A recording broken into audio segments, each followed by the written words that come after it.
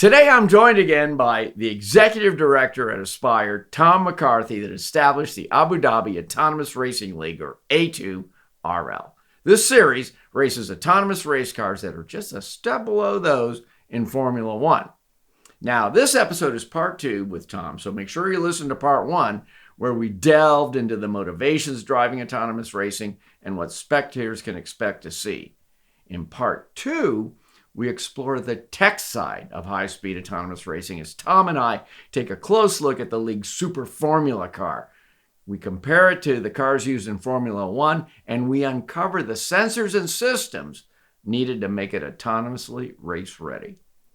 But it's not just about the cars. We shine a spotlight on the teams behind the scenes and where autonomous racing may go in the future. So get ready to learn what it takes to navigate that fast-paced world of autonomous racing in part 2 with Tom McCarthy and the A2RL.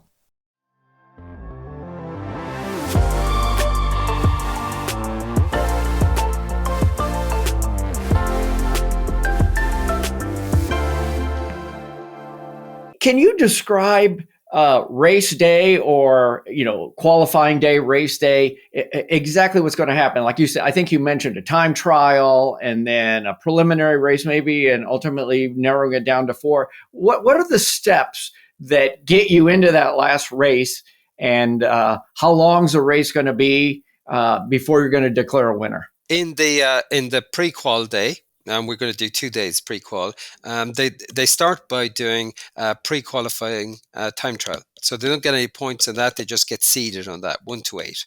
So then they get put into 2 groupings for their attack and defending, and then there are round robin races across the 4 teams in each of those groups, the odds and the evens. So they do each races against the other twice as an attacker, as a defender, and then the winners of the 2 groups race off against each other in the final race to that, and that's the day before racing. So each of the teams will get points on the basis of their performance there. There obviously are prizes, funds attached to the winners on attack defend, but they'll all get points that will amass up towards the end. Then on race day itself, the first race, and we're going to do it at the sunset racing. So, it's going to be hot in Abu Dhabi, but again, if you look at Formula One, it's always beautiful when you're racing into the setting sun of the west, beautiful colors. So we're going to kick off at sunset with the time trial races, and so each team will get multiple efforts at setting their fastest lap. So teams will constantly be there'll be cars constantly going around the track as they're given the opportunity to warm up and then go and do their speed trials, just as you would in qualifying in Formula One. Then on the basis of that, their fastest recorded times will be taken, and again, they will be placed there. Then they will get points. And it's on the basis of the accumulation of the points in pre-qualifying and in the speed trials that will qualify the last 4 races for getting it to the 4 cars for getting it to the final race. The 4 cars together will be the second and last race on the day. So the first race, which will last, I guess, for around an hour, which will be the time races, that will be followed by the man versus machine demo as the teams get set up, and then we will run to the final the 4-car race that we're aiming to. We're roughly programming that at roughly 30 minutes. So they will be competing for about an hour and a half on the last day with the demonstration race in between. But then we've got lots of other demonstrations happening on the track as well at the same time. How do you think speeds will compare to what you might see if a human was driving it? Yeah, I'll be looking at the speeds that we have recorded already with the human-driven car, which are pretty good around the track. Under wraps at the moment, those speeds are. My target is that the teams can come within 50% of the best lap a Formula One driver can do. That's what I'm really pushing the guys. Can you do a time speed that's within 50% of what now that would be a huge achievement. So not doubling, basically taking twice as long to get around the track is what you're saying. Absolutely. Getting it to 50% of that would be huge. But doing that and wheel to wheel racing at the same time, taking strategy and everything else we've been talking about into account, would be a first. No one has really ever That done would be that. phenomenal. I mean, I'm thinking of that challenge as a speed challenge, as a speed train challenge. I think on the with the multi-car wheel to wheel racing, I think you're going to, by its nature, have a much more cat and mouse type racing. So you're not necessarily going to go flat out to be the fastest. You're going to be going flat out to sort of leapfrog as you go along one to one. So I wouldn't be, my target for their fastest speeds is really set for the time trials. Another thing too that is really challenging, even for a human driver, and especially when you may be racing in the day and the night, changes in track temperature, and these are lengthy races. They're not just a couple of laps out. So you may have changes in tire wear, who knows what. Yeah.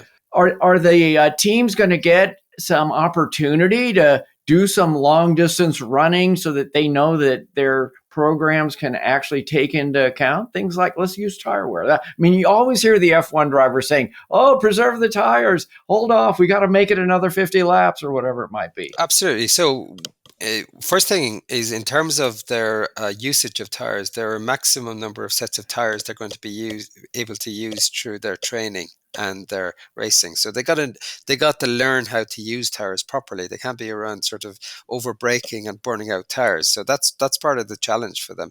But in their training in the 2 weeks running up to this, they're going to have plenty time for putting in very extensive lapping, so they can have 30 minutes free of the track and just put in as many laps as they can at whatever speeds they can. And remember, the data that's been fed into the computer here is extensive. All of the regular data on engine performance data and tire pressure, tire temperature data, that's all been fed in. But think about this as a difference, right? When you're hearing the team radio and the team chat when a car is going over there and instructions are being fed to the driver. Well, all of that backroom team now is sitting inside in the car. All of that data that the backroom team are normally sitting in their garage looking at is actually being fed directly into the computer in the car. So the car has to make its own decisions on the basis of all of that information. The coder can only sit back with their arms folded and look at the trackside monitoring units and hope that their baby performs to the levels that they've programmed it to do. Something that's unique about this, these are all student teams for the most part, would you say, or exclusively student teams? When we say students, these are students of a very advanced, they're graduate students, generally speaking. They're masters, doctoral students. Some of them have gone beyond that. They're postdoctoral, they're at junior professor level. So the teams are very advanced teams. So, oftentimes when we talk of student teams, we think of undergraduate teams performing in Formula Student and things like this. These are pretty advanced engineers and scientists. Right. So you have people with some industry experience. Yes. And I think an interesting thing too is you have a race that's going to be a fixed time from now, and everything's not going to go perfect. And I think a key part of engineering is knowing how to balance the possible with the time that's left. And it seems like the key thing. But at the same time, they're all trying to do something that's never been done before. Do you see a lot of cooperation between the teams? And how do you balance the cooperation versus winning? Well, we can tell them this, but maybe we won't tell them everything.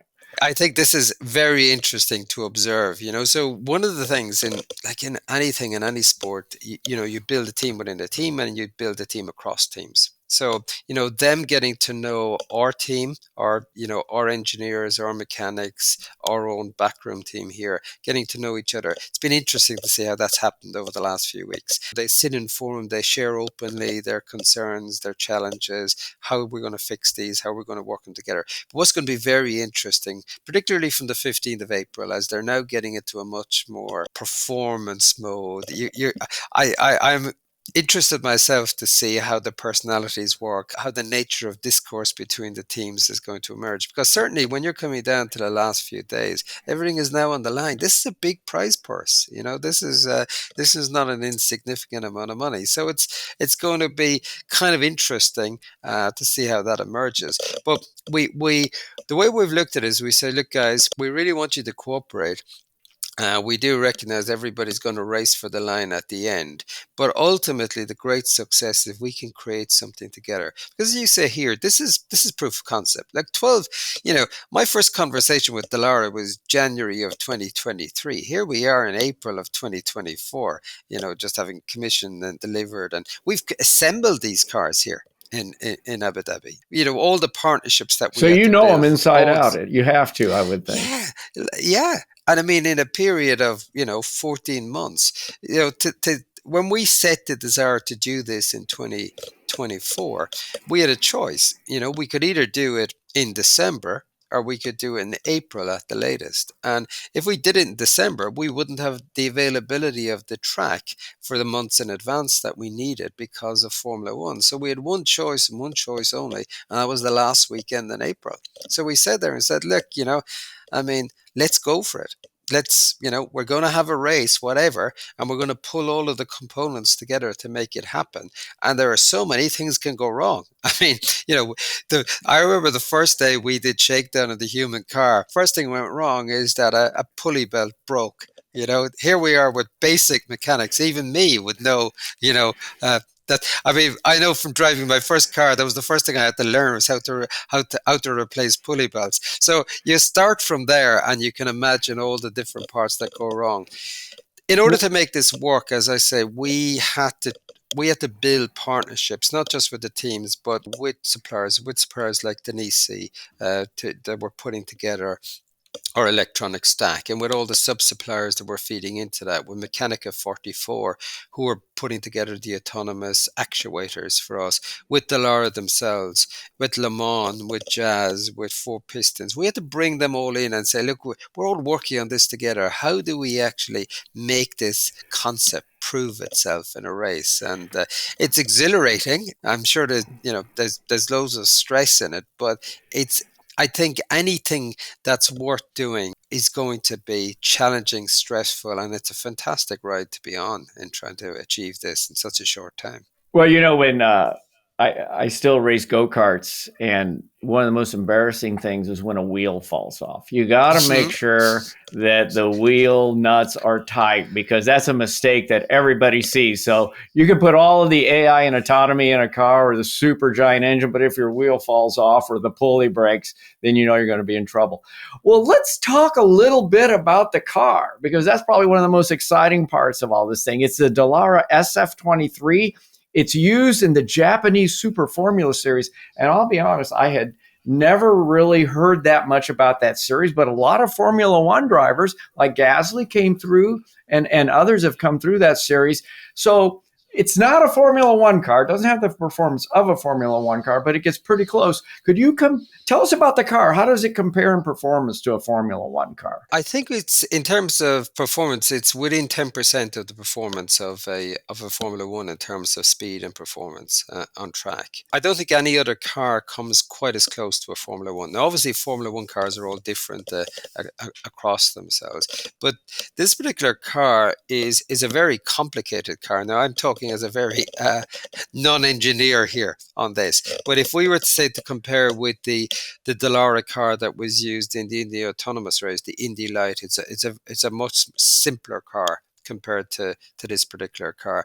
And the SF23, on which we've based this, is an evolution on the Super Formula car. It replaced the SF19 last year. The car itself, we needed to. There were a number of interesting adjustments to it. We're not using the same engine as the engine that's used in the Super Formula. What is the horsepower of the engine? The horsepower maximum is 550 horsepower, and so we will be aiming to the race to be at 500, with push to pass being going up to 550. And that's the overall performance of it. The car itself has, I suppose, the one thing that struck for me is we had a big challenge. If we were going to take out a human and put in a computer and all of this electronics into the car. How are we going to cool that? I mean, with big challenges, how do you cool brakes? How do you cool engines? How do you cool this? So we had to put these little notches in the nose of the car. So I think it's quite cute. We have these little slits in the nose of the car that are built in, with then a filter inside that to filter the air coming in, so that we distribute air right down through the engine to try to cool the engine. It's going to be a big challenge, actually. That cooling challenge is one that we see ourselves being challenged with in the future, and that's why we didn't want to go beyond the end of April when we would race the car. But then the big, sorry. I was going to say, I would think another thing too, especially because of the length of your races, is the vibration and the harsh environment inside a car like this. This is also unique because if you're just going to go out for a few laps or do a passing challenge or something like that, it's completely different than having to withstand that vibration and the harshness of the environment of a race car. I mean, even human drivers have to go through a lot of fitness just to be able to make it through a couple of hour race. Have you seen anything in your initial days of testing here that say, oh, I wish you would have isolated it a little bit better here, or oh no, those wire harnesses are shaking? And well, have you found any mechanical problems that you weren't anticipating? Many. Well, at least you're honest about it. That's good. Yeah, I mean, but it's part of what you got to solve, right? I mean, I started by talking about the pulley, and then I was having to solve the problems with alignment and things. Because I mean, one of the big things we had to do was put in a more powerful alternator into this car in order to create the power that we needed to create for the computing. One of the things that we noticed is remember, we're putting up these what we call the perception stacks. So we're putting in radar, we're putting in cameras, we're putting in LiDAR, putting in GPS. And we noticed, for example, that we were getting very poor performance on the LiDAR. And then when we saw another element, we saw the GPS moving when we were looking at video feedbacks. And we discovered that, for example, we needed to change the shape of the plate by which some of these components were put onto the car. It was just, we had to, engineer and change some of this. Then we also had to sort of, introduce damper screws in places that we hadn't originally designed to put them in. Oftentimes very simple things. Other big challenge, of course, was with the shielding of cables. Because there are so many electric cables going in there, you had sort of electromagnetic fields causing all sorts of interference. We were introduced into the idea of creating Faraday cages around our... Could be a bumper too, I suppose, of sorts, I would imagine. So shielding cables, so a whole myriad of those. But it's interesting that you bring up about the vibration, because we saw this when we were pushing the limits of the cars, where we had, say, damaged the fuel lines because of excessive vibration, and had to repair those and deal with them. So I think, be absolutely honest with you, of course we have seen, you're taking a car that was developed to be optimally driven by human, as components in it to be driven by human. You take components of that car, and that car, because that car is so finely tuned, it's going to perform differently. For example, you take the driver's halo of that car, you're changing very stiffness, important components and stiffness of that car, and that's going to lead to different types of vibrations than you would get with the human-driven car. So yes, as we're doing this, and I suppose it's something that we didn't think an awful lot about in advance, and we're learning much more rapidly, is when you're bringing a car to being a concept car that you're going to get the performance, you're going to have to deal with all what we might call the basic mechanical challenges that you would face with any car. That's been a kind of an interesting ride, stressful ride for our garage team, but a very interesting ride. And I have to say, it makes me so happy that we decided that we would take just one thing out at a time, to go back to my earlier point about not having EVs in the car, because I think you go one step at a time and deal with the challenge that presents to you. Well, tell us a little bit about the autonomous part of the car. For instance, the sensor systems, LiDARs, radars, where are they placed? How did you determine where to put them? How did you actually engineer the eyes and ears of the car? Good description of the eyes and ears. So first of all, you needed to make sure you had 360-degree vision for these around the place, particularly with cameras. So we have 7 cameras, 3 on either side, looking forward, sideways, and laterally. And then we also have a back-facing camera where you would normally have a brake light. We have a camera looking back.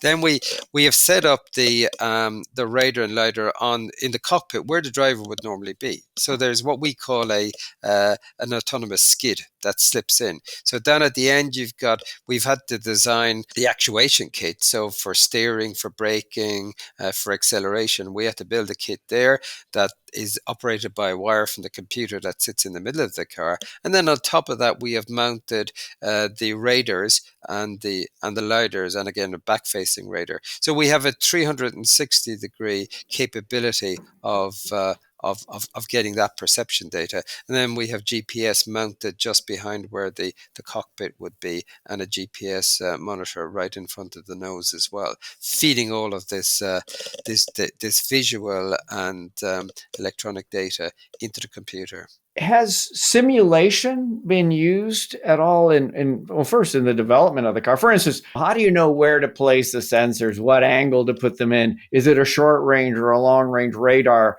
And there's all of that. And then once you have that all set up, and now these teams are creating the personalities, right? The AI driver, I would imagine the simulation must play a role in all of that. Yeah, the simulation in 2 parts. First is the actual prototype development. So in developing the prototype, we worked alongside our engineering colleagues here in the Technology Innovation Institute. We used 2 autonomous prototypes and 1 human-driven prototype to actually sort out where we would. First of all, we had to determine how many. Then we had to we had to decide on the quality of and which particular cameras to use, which particular radar, which particular rider to use, then where to place them. And obviously we simulated that in advance, and then we tested it in shakedown vehicles before fixing on the prototype. Then when it comes to the teams, we've also developed a simulator that the teams can simulate on, because as you go to wheel-to-wheel racing, it's nice to actually simulate in advance before going out and bashing up against each other. So yeah, simulation has played a part as well, and will play a part actually over the next month as we fix upon the final approach to the race. So you have a spec car, you have a spec set of sensors, and then at a very high level, obviously, as we were speaking before, the teams have to create the actual strategy that's behind it. But where is that line actually drawn? For instance, do you provide just the sensors and they have to do all the recognition and perception at that sensor level? Or are there some algorithms provided so that objects are automatically detected equally by everyone and they just have to manipulate that low-level information? How's that work? Well, I mean, they have to do the localization on the track themselves. What they're not provided with is the low-level computer, which is, the signal sending out to the actuation and so forth like that. But the high-level computer, they essentially, one of the big challenges for them is amassing all of the data and then fusing all of this data in order to, to give, how do you give precedence to one sort of perception as another one in how you do your coding? That's a challenge for them to do. So their big challenge is that localization of the track, that collection of the track, and teaching the car to navigate that particular track, and then the strategy as well. This is the field on which they must play. This is the field on which they must take the data and optimize their programming. So basically, they'll have raw radar data, raw camera data, whatever it might be, and they need to take that, do the perception, then take everything they've perceived, fuse it together, like you said, and then based on all of that, now get the car just to drive around alone, I would imagine, first on the track, and then eventually use what they learned there to figure out how to pass a car at high speed. Sounds really Absolutely. simple, doesn't it? Really, I mean, yeah. Why are they taking so long to do it, right? So yeah, Yeah, hurry that's up. what that's what they be. Well, it was kind of interesting, you know, when they got the cars. We called these development weeks when they came first, when they were being introduced to the car. It was like, and then it was like taking the baby steps, going around the vehicle dynamic area, going around the cones, you know, sort of nudging around slowly, and then taking it out and going and, you know, completing their first lap, and then upping their speed on the first lap. So now, you know, they've made that progress. It's like accelerating the growth of the, you know, the child development age. You know, when children are born, that, you know, when are they going to crawl? When are they going to walk? And you're seeing it all happen. It's I don't mean to denigrate here. It's really complicated, but it's wonderful to see somebody taking something. You know, what for us is lovely when we see the parts arrive in boxes. When they go in the garage, when we start assembling the cars, then you put the car out there in its raw carbon fiber form, you know, without its dressing. Then the teams get introduced. Then they start getting familiar with it. Then they get it to move for the first time. It's wonderful seeing, and we're capturing all of this on film, you know, because we want to be able to project the story of You've got this. that Netflix series to think about, right? Oh, we have it. We have it in our head from the beginning. We've, as I said, we've even got the name "Race to Innovate." You know, so that's you, well, you know, if you think about a human driver, you bring in someone that's never been in a race car before. You got 6 weeks to get ready for a race. In some mm, ways, that's exactly what you're doing here. I mean, you have to have some inherent talent, right? yeah. That's why you've brought these teams together. But even for a human to go from initially just driving around the track at lower speeds to wheel competition at very high speed for an hour, that's a challenge. That's a Yeah, challenge. it's huge. I mean, look, you know, we're when we talk about the speed trials, you know, we're going to have teams going on and off. Obviously, you're coming back in, you're going back out, as you would in a qualifying thing. But can you imagine the amount of concentration? You know, when they come in, you can make adjustments. You can learn, you can make adjustments, but you can't touch anything when it goes out. You know, so it's Right, got to there's get it the ready. there's the level of concentration, and you got to expect with motorsport is the unexpected will happen. The unexpected will always happen, and you have to be programmed for that. We want to keep this very one design for now, so that, you know, we try to focus on the your expertise in programming being the thing that differentiates you. Our vision as we go forward, however, is to see our cars as becoming a living lab. When we want to create a test bed here in Abu Dhabi. Normally, when people talk about test beds, they talk about physical test bed. We're talking about this car as the test bed. So in future years, we're going to be making a call out to technology developers and saying, okay, do you think you have a better radar and lidar? Do you think you have something that could replace what's on our stack? Bid to be on our stack. And then we'll design races that will test whether the capabilities that you claim are in their technology can deliver at high speed. So our future races will not just be about the coding alone, but will be about different components of technology as well. So not just coding, but could be sensor to sensor competition. Who knows what? Interesting. Absolutely. That's interesting. You know, you said something that I think is true for all racing is you prepare and prepare and prepare, and now you push it out onto the track, and you will keep your fingers crossed. But all that preparation pays off. And again, simulation is a big piece of that because you have limited amount of track time. Do you provide to the teams like very accurate physical models of the car itself mechanically, physical models of how the physics behind the radar and the lidar? Is all that provided to them for the simulation work that they do? So for the simulation work, they will get the very, you know, the detailed the coding data on the car and on the track and the circuit itself. You know, but they have to collect the data themselves. Then, you know, so the cat of the track It's and a the key cars part there. of being the winner here is taking what you've learned and incorporating it into simulation and eventually the car. Exactly. No, and obviously this is where the participation and collaboration comes in, because part of this is putting teams out together, and so being on the track at the same time and being able to identify the other object on the track becomes an important part. So that's why the collaboration is important, that they can go out and train together and generate that data. There's always crashes when there's racing. Have you seen any crashes yet? Any big crashes that hopefully you learn from, or the teams have learned from? Anything of note? There's a few If you're not scrapes. crashing, or if you're not doing a little bit of throwing a little bit of carbon fiber around, you're probably not going as fast as you can, I would think. Or certainly you're not learning everything you can about your code and what you'd like to improve in Yeah, there's been a bit of driving by touch, as I like to call it, you know. it. But yeah, I mean, one of the things that, coming back there, we've got to make sure that everything can go on even though there are crashes, and that's one of the reasons why we have full replacements for all the cars. We don't want to use all these things up, but we do perceive the need to be able to switch in and out parts, and we have had a number of bashes. I mean, one of the teams, and we're talking about the personality, I won't tell you the country the team came from, but one of the teams were there much more gung ho than the others on the early Can lap. you tell us which team that is? I wonder what country that would be from. Who would be more gung ho? What part of the world would say we can do it better than others? But no, I'm not going to break any confidences from the track. Oh, But you could intuit from what I say.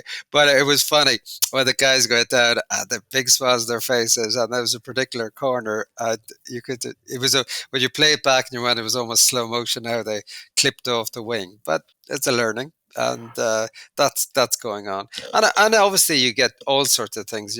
When brakes lock and things like this, you'll have problems like this, and you learn from it. All of the regular things you'd expect in motorsport, they're encountering, and that's why do we do motorsport? Why have for over 100 years motorsport been there as part of it? It is about pushing the technologies to extremes that we're never going to use on our roads. I know when I talk about the motorsport, it's fun to talk about it, but there's a real driving passion behind this here for us in terms of safer roads. I mean, I believe that this whole hype about driverless cars has really sold autonomous technology short. And people talk about the future of ADAS level 4, where the technology will run the car.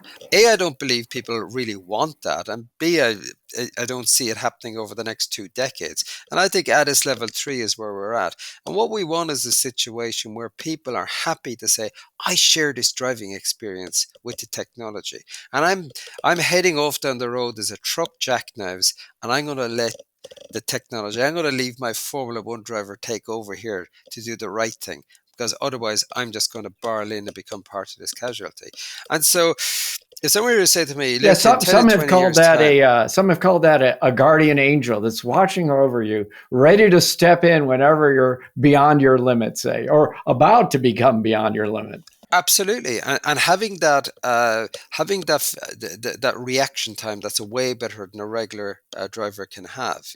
And but we're not ready for that yet. People, by demonstrated disinclination to allow, for example, things like lane assist to be used, have shown that they're not ready. They need to be brought along. They need to be inducted into this. But if you were to say to us, what would be our proudest achievement? If somebody said to me 10 to 15 years' time, hey, Tom, look at the accident statistics globally since Right. autonomy has got used more. Look Safety. at the look at the reduction in accidents. Look at the reduction in facilities. Look at the number of parents that go home to their kids because these engineers, these racers went out and showed what could be done, and that brought about a situation where people not just accepted but demanded that these things were in their car. Wouldn't that be a wonderful thing to see happen? And that's I think that drives all of the people that are involved here. That sort of future is a kind of future that we want to aspire towards. Well, and when it comes to autonomous cars, safety is probably the first thing that comes to people's minds. Everyone wants to, if you're not safe and secure, you're not going to use any technology.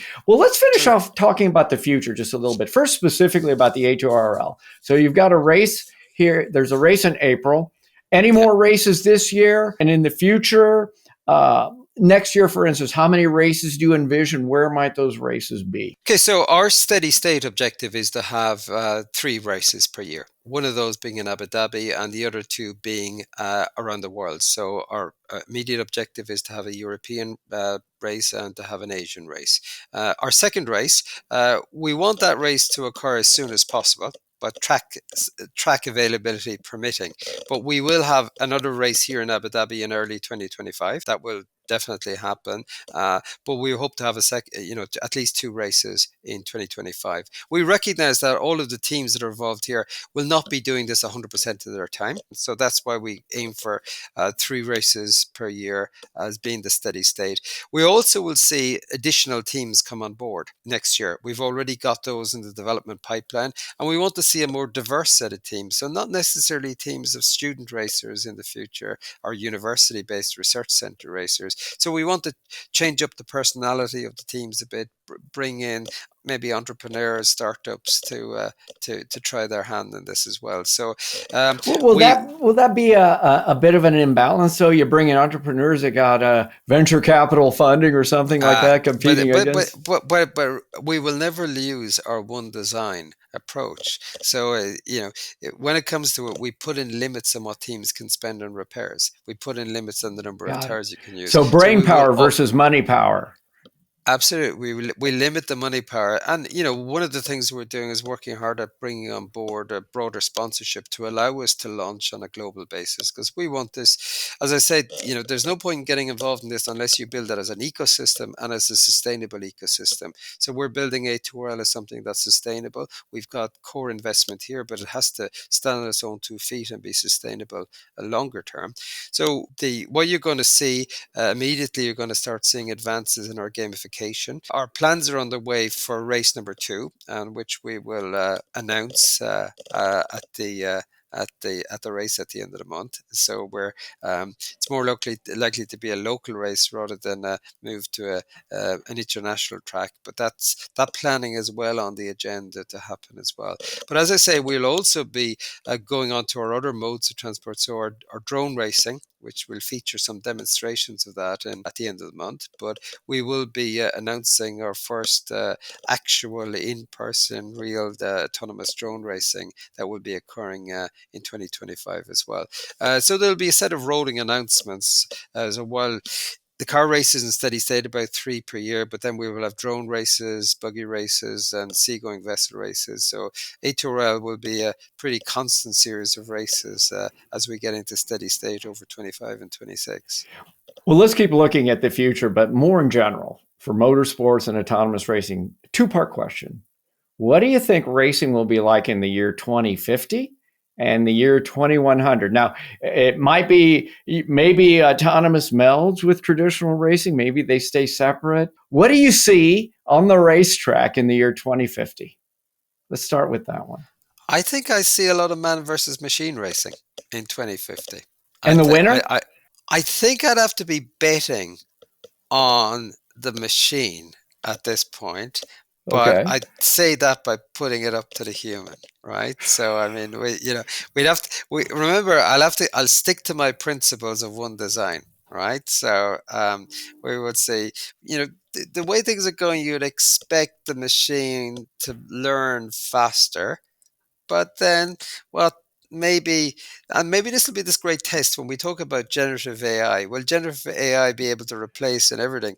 And maybe what it doesn't do is it has emotion, right? And the emotion of the driver and the passion of the driver. When you get somebody and say, "This is my home track. Nobody beats me at my home track," and somebody sort of puts in her lap, and you say, "How do they do that?" Right? So in theory, a machine should do it.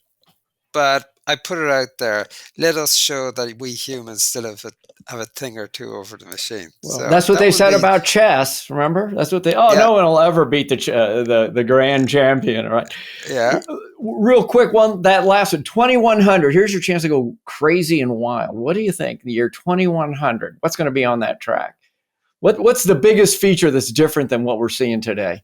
I think there will be a combination of, I'm talking about land, air, and sea. I think the track in 2100 will features where you're both on a road track, you're in the air, and you're going on water. It'll be a combination of all the challenges. Virtual, who knows what, right? Just put it all together. I mean, you're going to have to design a machine that can perform well on the road, that can perform well in the air, perform well on water and perform well on off-road dunes, for example. And that all of those challenges being part of the track. So, we're back in the track. We see them starting off on the road, they end on the road, but they have to end up flying off to somewhere, going across water, going across a desert landscape and coming back into the track.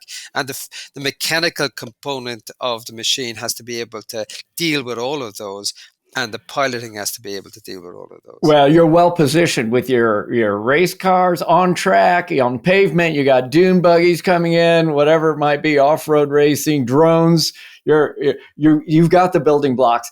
Tom, thank you so much. We really appreciate you joining us here on the Future Car Podcast. Lovely talking to you, Ed. Now, before we let you go, the last part of all our podcasts is what we call rapid fire. I got a series of short questions. You can give me short answers, long answers, whatever you want. You ready to go? Sure. All right. Fire. What was the first car you ever bought or owned? It was a 1974 Buick Coupe as Grand Sport V8 engine. I paid $400 for it, and it had a hole in the floor that I had to put a metal plate on. But it was a beautiful car. That explains why you're not racing electric cars. You love the roar of the V8, huh? So what car best describes your personality? If you had to say, what is the Tom McCarthy car? What exudes your personality? What make and model? Okay, well, I was never one that could afford a really performance car, but I did have a Hyundai Coupe. In the US, they were called the Tiburon, I think. So they were designed by the Porsche designers. So it was a 2000 car. So it was a muscle car. It had only a 2-liter engine, but that was a petrol Buick car. I'm really sorry I sold that car. I love that car. I think that's my personality. I think if you ask my family, they'd say, no, it was that Mercedes E200 that you used to drive, That tells us something. Thing. I'm not quite sure what, but that definitely is insightful. Did you pass your driver's test on the first try? I did, and I did that both in North America and in Ireland. So I'm kind of fairly happy with myself for being able to stay within the white lines. Anybody that had a big V8 in their favorite car has had a speeding ticket. So tell us your best speeding ticket story. Weirdly, it's a speeding story where I wasn't actually going fast, and it was in that Buick, and I was going at 35 miles an hour on a dual carriageway. And I got pulled over by the cops. I was working in a university in Canada, and between the town and the university, there was a dual carriageway, and you motored up along, and the cops pulled me over. And it was a 30-mile-an-hour speed limit. And I just, what's going on here? And it was the way the local cops raised money.